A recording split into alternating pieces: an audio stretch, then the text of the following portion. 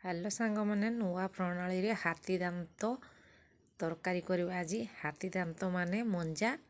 ଦେଖନ୍ତୁ ମୁଁ ନୂଆ ପ୍ରଣାଳୀରେ କରୁଛୁ। ମୁଁ ସବୁ ମସଲାକୁ ମୁଁ ଜିରା, ସୋରିଷ, ପିଆଜ, ରସୁଣ ତାକୁ ମୁଁ ଲଙ୍କା ତାକୁ ବାଟି ଆଣିଲି।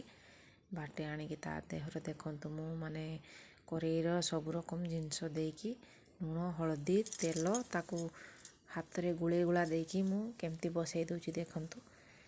ଏଇ ପ୍ରଣାଳୀଟା କଲେ ବହୁତ ବଢ଼ିଆ ଲାଗେ। ଯିଏ ଯେମିତି ପ୍ରଣାଳୀ ଜାଣିଛି ସେମିତି କରୁଛନ୍ତି। ମୁଁ କିନ୍ତୁ ଏଇ ପ୍ରଣାଳୀଟା ବେଶୀ କରେ। କଞ୍ଚା ତେଲ ଦେଇକି ମୁଁ ବସେଇବା ପାଇଁ ମୋତେ ସବୁ ପତୁଆ ଭଲ ଲାଗେ।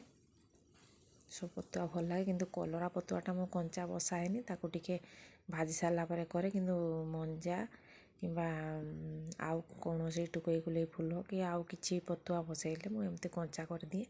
କଞ୍ଚାଟା କଲେ ବହୁତ ବଢ଼ିଆ ଲାଗେ। ଆପଣମାନେ ଥରେ କରିକି ଦେଖନ୍ତୁ, ବଢ଼ିଆ ଟେଷ୍ଟ ଲାଗେ। ଆକୁ ମୁଢ଼ିରେ ବି ଭଲ ଲାଗେ, ପଖାଳ ସାଙ୍ଗରେ ତ ବହୁତ ବଢ଼ିଆ ଲାଗେ।